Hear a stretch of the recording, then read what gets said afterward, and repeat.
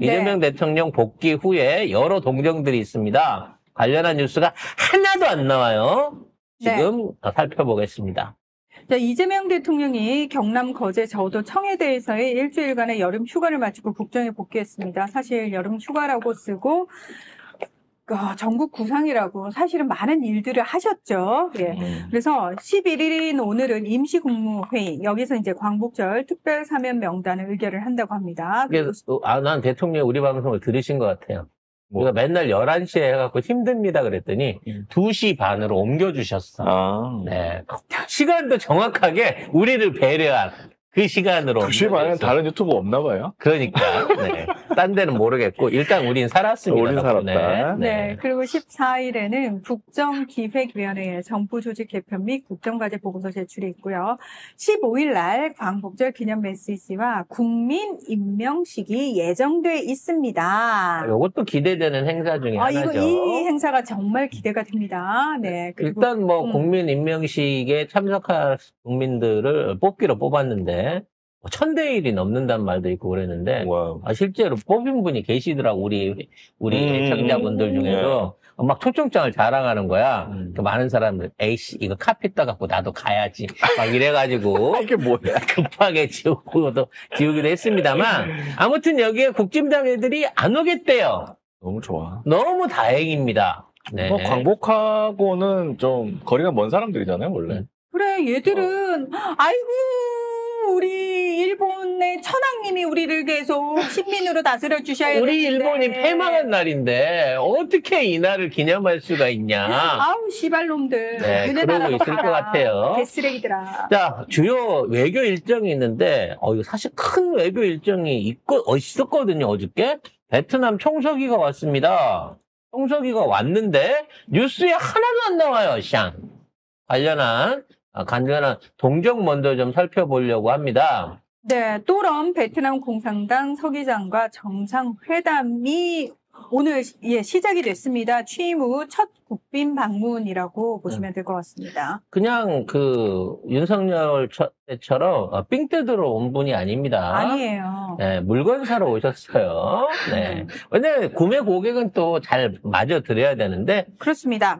이분이 그러면은 뭘 사러 오셨느냐, 이걸 좀 봐야 되잖아요. 네. K9 자주포를 사시기로 확정을 했다고 합니다. 자, K9의 베트남 수출은 공산권 국가는 물론이고 동남아 첫 진출 사례라고 하는데요. 자, 베트남이 K9 자주포를 도입하면서 세계 10번째 K9 유저 클럽 국가가 됐다고 합니다. 액수로는 3,500억 원 규모라고 합니다. 자, 여기에 20대 초기 불량분이라서 쉽게 말하면 설비 유지 보수 계약이 빠져 있습니다. 그건 무슨 의미일까요?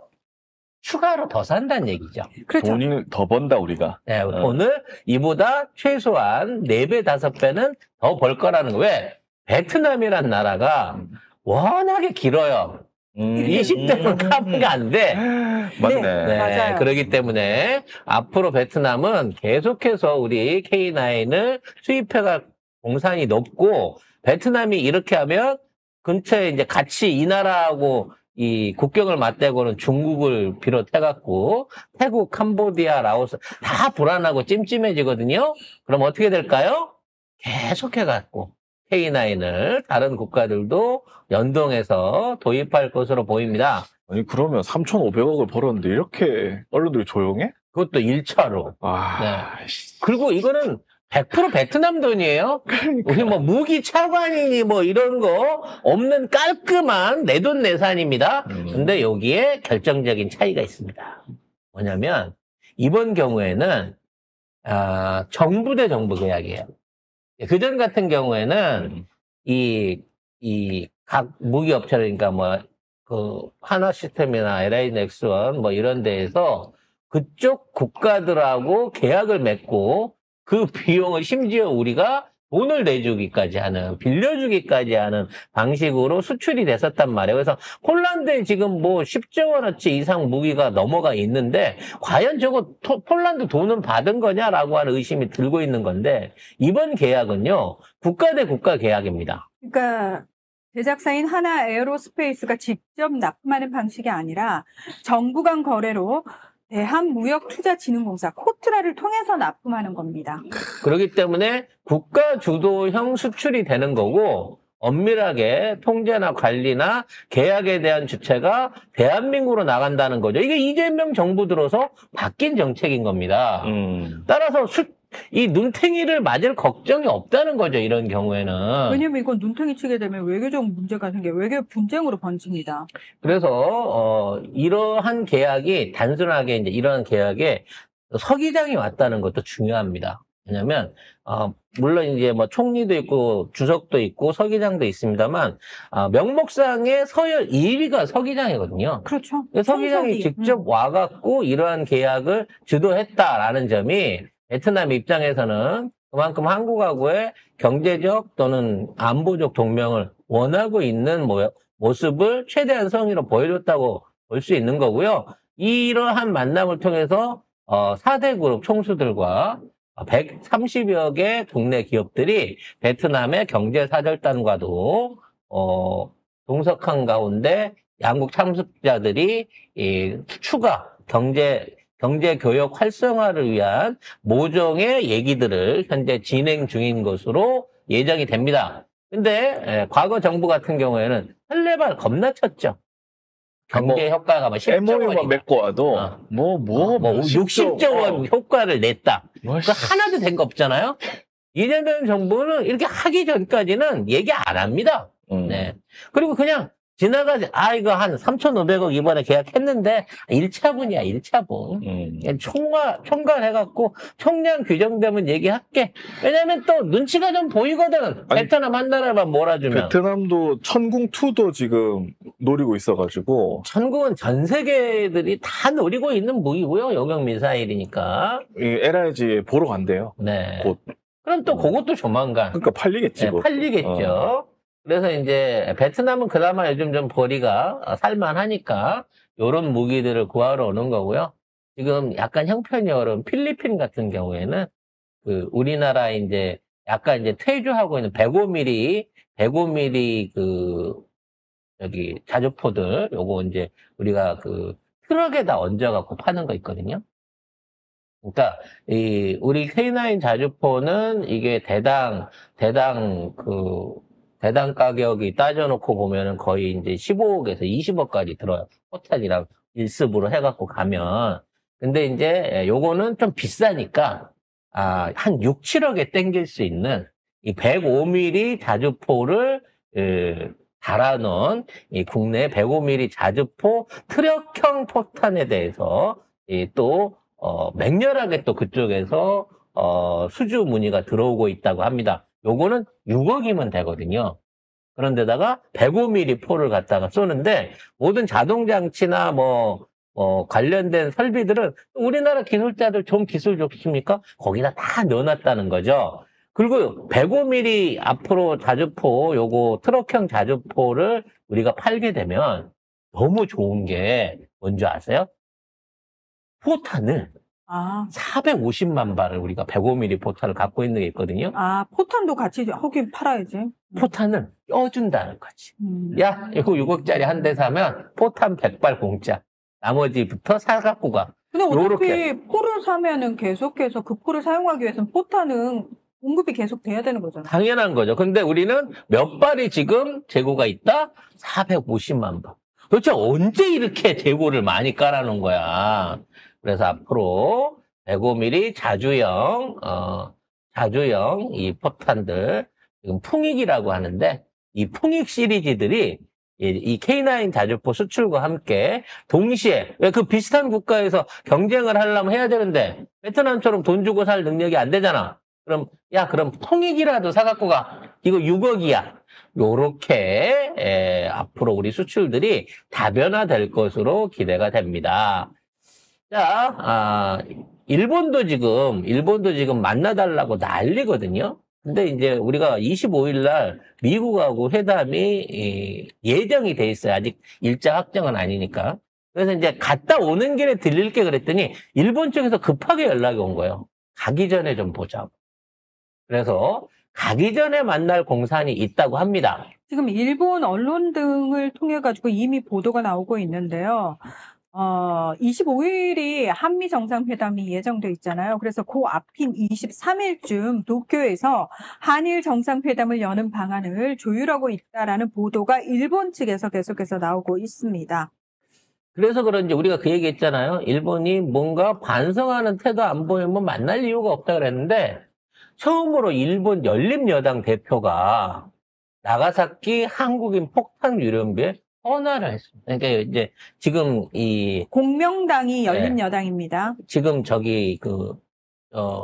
원폭 떨어진 날도 이제 얘네들은 기념일로 해갖고 기념식을 하고 당대가 그걸 하는데 그동안 한국인 원폭 위령비에 대해서 공식적으로 그것도 정부 여당 대표가 열린여당 대표가 헌화를 한 건 이번이 처음일 거예요. 네. 이런 적 있나? 자, 1945년 8월 9일 나가사키 상공에서 폭발한 원자폭탄에 의해서 최대 10,000명의 우리 동포가 목숨을 잃었다라고 위령비 안내문에 적혀 있다고 합니다. 정확하게 피해 보상이라는 피해 규모도 확인이 안 돼요. 아무튼 여기에 정부 측 대표가 어찌 됐거나 왔다고 하는 거는 일본 입장에서 굉장히 전향적이고 큰 사건입니다. 근데 우리 이걸로 돼요? 안 되죠. 더 해야지. 안 되지. 일본 외왕이 나오든가 이시바가 나와갖고 공식적으로 사과 발표를 하겠다. 아니면 방문해 주시면 하겠다라고 하는 뭐 공동 성명을 내든지 요런 정도는 돼야 자식들 이제 사람 알아보고 이렇게 좀 해줄 거 아니겠습니까? 네. 자, 이 공명당의 사이토 대표는 지난 6일에도 히로시마에 있는 한국인 원폭 희생자 위령비를 찾아 헌화를 했는데요. 이게 되게 의미가 있는 게 뭐냐면 일단 자민당의 이시바 총리가 직접 움직이지는 못하는 상황에서 연립정부를 구성하고 있는 공명당의 대표가 공식적으로 움직임이 있었잖아요. 이거 자체가 한일 간의 가장 큰 문제가 역사적 문제라는 것을 일본 정부도 인식하고 있다는 걸 보여주는 것과 동시에 제가 봤을 때 일본 내부 분위기를 약간 보는 것 같습니다. 공명당 대표가 이렇게 움직였을 때 일본 내부 여론이 어느 정도까지 간보는 거지. 그렇죠. 다음번에 이시바도 한번 가고 그렇죠. 그럼 나는 외왕도 한번 하고 뭐 그렇죠. 이런 식으로라도 지금 한국을 달래야 되는 입장이라서 요거 간보기 행사인 것 같습니다. 그래서 송작가 TV가 주장하는 데서 8.15 때 일본 외왕이 됐든 이시바가 됐든 공식적으로 과거사에 대한 확실한 사과 표명이 있어야만 우리가 도와주더라도 도와준다는 거죠. 근데 우리 입장에서 봤을 때도 사실은 이시바가 계속 총리를 하고 있는 게 좋습니다. 그럼요. 네.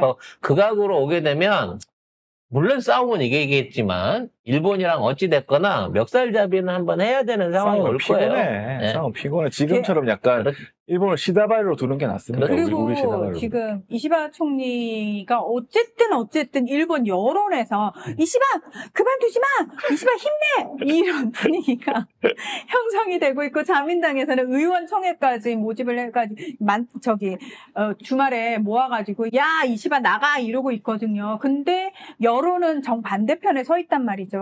그래서 이시바도 내가 할 일이 많다 이러면서 본인이 계속 안 나가겠다고 버티고 있는 거거든요. 여기에 우리가 힘을 좀 실어줄 필요는 있습니다. 그러니까 자위대가 어찌됐거나 이제 나름대로 해외 파병을 하겠다. 자위대가 해외로 나가려고 하면 우리나라 관문을 지나가야 되잖아요. 우리 동의 없이는 못 나가는 거거든요. 저리 돌아갈 거면 돌아가는데 그러면 너무 힘드니까 우리 동의 없이는 못 나가기 때문에 한일 군사 동맹이 필요한 건데 우리가 안 해주면 쟤네들은 우물 안에 갇힌 개구리예요. 근데 기본적으로 자꾸 협박질을 하는 게 뭐 공군력이나 뭐 미사일 전력은 안 되지만 우리가 해군력은 한국 니들보다 훨 낫잖아. 우리 해군 뜨면 니네들 양으로도 뭐 기술로도 압도할 수 이런 개소리들을 치고 있다는 거죠. 근데 그게 불가능한 우리나라의 또 뉴스 속보가 뜬 게 있습니다. 이게 뭐냐면 초공동 어뢰라고 있어요. 즉 어뢰 자체가 물속에서 가는데 이게 이제 저항을 안 받는 기술이 있어요.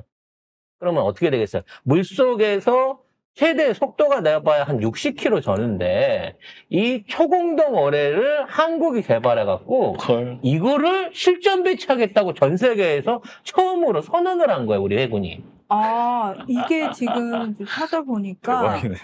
러시아도 독일도 포기한 초공동 어뢰 한국이 해냈다. 이게 8월 3일 뉴스예요. 네. 이거. 헐. 2027년 실사격 예정이다라고 얘기하는데 이게 바닷속에서 시속 800km로 날아가면서 100kg 떨어진 적함을 정확히 타격하는 어뢰라고. 그러니까 우리는 저쪽 애들은 어뢰를 쏴도 60km예요, 시속. 근데 우리는 800km, 거의 공기 중에 날아가는 속도로 어뢰가 날아간단 말이야. 심지어 2단계 유도 기능을 탑재해서 목표물을 정확히 추적할 수 있다고 합니다. 그러니까 바랬대, 이거만 있으면요. 뭐야? 우리 조그만한 그 경비 순시적만 갖고도 걔네들 구축함을 100km 밖에서 깔끔하게 뽀개버릴 수 있는 거예요. 심지어 이거는 빗나가지도 않는 데다가 네.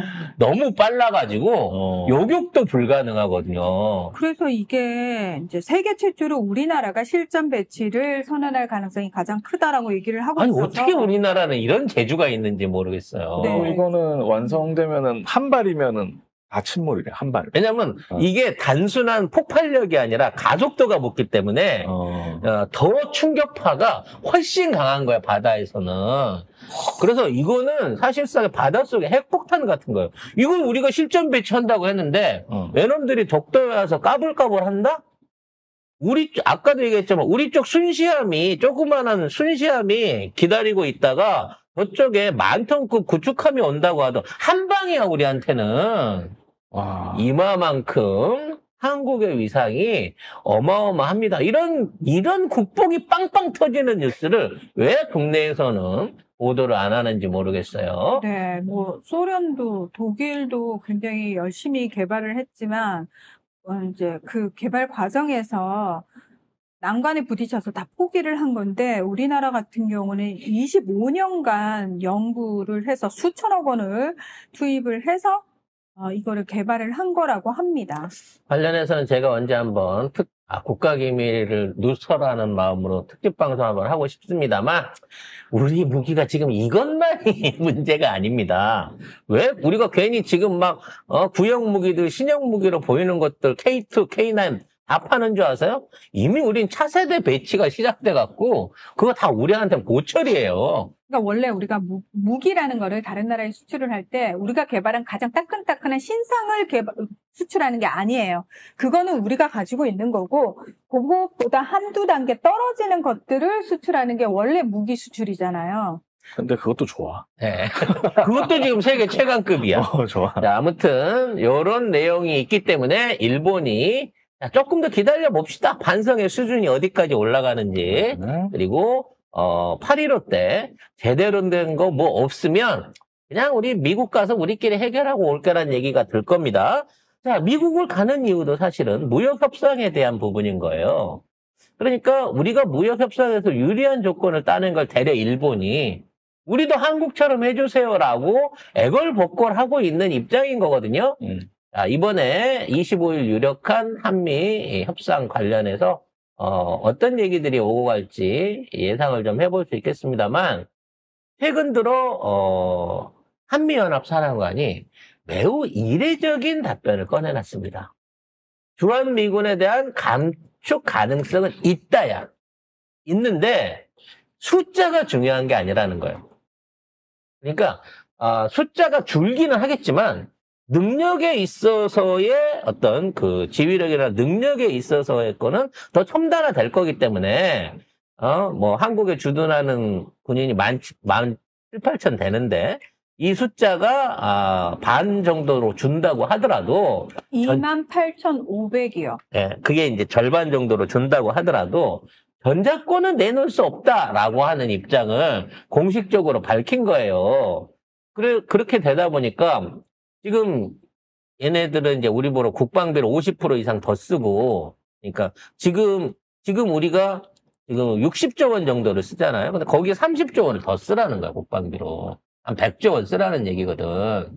그래서 이 100조 원을 쓰고, 거기에 이제 충당되는 거는 미군이라든지 연합작전에다 할인을 하는 거야.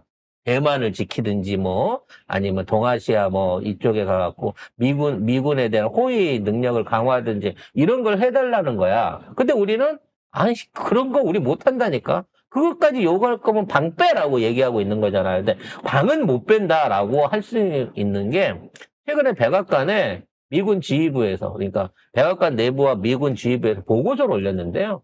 한국이 동남아 작전 전력의 70%다라고 얘기를 한 거예요. 한국에서 전력을 빼버리면 미국의 동남아에서 활동할 수 있는 또는 발휘할 수 있는 전력의 70%가 사라진다. 따라서 주한미군 철수는 불가하다라고 공식적인 반대 입장을 냈다는 겁니다. 미 군부가.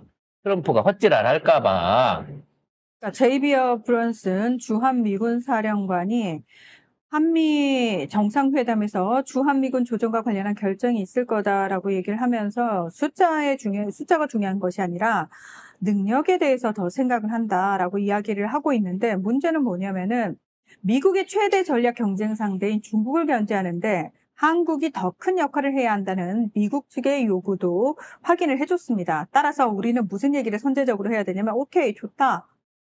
주둔비 내라. 라는 얘기를 우리가 해야 됩니다. 왜냐하면 지금 앞서서 얘기한 것처럼 백악관 내부하고 미군 지휘부에서 한국을 떠나서는 동북아 작전의 70% 이상이 불가능하다. 동북아 작전에 이런 냉정한 분석 보고서 나왔잖아요. 그럼 우리 쪽에서 이제 갑이 된 거예요. 그렇기 때문에 우리는 주한미군 감축하고 빼는 거에 대해서 충분히 이해하고 찬성한다, 동의한다. 얼마든지 빼라. 대신에 빼놓고 뭐 돈 달라 그래. 아니, 그렇죠. 쥐가 빼놓고 무슨 돈을 달라 그래. 그동안 얹혀 산 것도 감사할 줄 알아야지. 그러니까 트럼프가 만약에 지금 그 분위기 그럴 리는 없겠지만 못하고 여기 분담금 좀 더 내지 주둔비 좀 더 내지 이러면 안 그래도 저희가 그 부분에 대해서 생각을 해봤다. 더 이상 저희가 특혜 주고 있는 것 플러스 지금 감당하고 있는 1조 원 이상의 비용도 저희 차원에서는 사실 더 늘리기는 힘든 상황이다. 그렇기 때문에 저희는 그렇다면 동맹의 현대화라고 표현을 하고 그전에는 전략적 유연성이라고 표현을 했거든요. 미국 측에서. 그거에 우리 동의한다. 그러니까 한반도에서 빼셔라. 북한 억지는 우리가 하겠다. 그러니까 미군의 부담을 덜어주겠다라고 가야 돼요. 그러면 미국 쪽에서 그 분위기 아닌데 아니 그게 아니고 우리가 그래도 한국에는 있어야지. 오케이. 그러면은 그 상황에서는 미국이 지금까지와는 다른 우리가 그전에 맺었던 그 협약에 의한 게 아니라 새로운 협약을 맺어야 된다고 당연하죠. 우리가 먼저 이야기를 해야 초파 된다는 대개념부터 거예요. 시작해가지고 주한미군 주둔에 관련된 그동안의 모든 협정을 갈아엎고 이제는 니들이 돈 내고 있어. 임대료 내고 있어. 그렇지. 라고 당당하게 요구해야 되는 거면 그러니까 수틀리게 이거를 무역 협상한다면서 건드려 버리는 순간 지금 미국 내 국방부 국무부 매파들 딥스테이트들이 깜짝 놀래갖고 이번에 이재명 대통령 오면 어떻게든 없던 일로 하시자고 방위비 부담이라든지 뭐 이런 거 주둔비 부담이 이런 거 저희가 깔끔하게 정리하겠다고 윤석열한테 받던 그 전략자산 전개 비용도 한국엔 안 받겠다고 대충 뭐 이런 카드를 들이댈 것 같습니다. 근데 더 많이 받아내셔야 된다는 거. 근데 이게 미국이 더 똥줄이 탔다는 게 연합사령관이 이 캠프 험프리스의 국방부 출입 기자단을 초청해서 간담회까지 연 거는 이번이 처음이에요. 그러니까 미국이 원한다는 거야. 미국이 똥줄이 탔다는 거야, 이거는 결국에. 그러면 결정권은 우리가 쥐고 있다. 그래서 제가 계속 몇 달 전부터 말씀드린 게 그거잖아요. 여론을 어떻게 만들어야 되냐면 알겠다. 주한미군 나가라. 주한미군 철수의 여론을 만들어서 이재명 대통령한테 힘을 실어줘야 된다는 걸. 우리 이제 주한미군 필요 없어. 우리 이제 우리 스스로 지킬 수 있어. 그렇기 때문에 우리 국민들도 다 주한미군 철수에 대해서 반대하지 않아. 우리 초공동어뢰 바다에 깔고 그다음에 KF-21 내년부터 실전 배치 시작되면 우리 하늘과 바다는 니들 없어도 지켜. 아니 우리가 쳐들어갈까 두려워질걸? 그때 되면 자, 강한 대한민국 대고구려의 부활을 이재명 정부부터 기대를 해보도록 하겠습니다.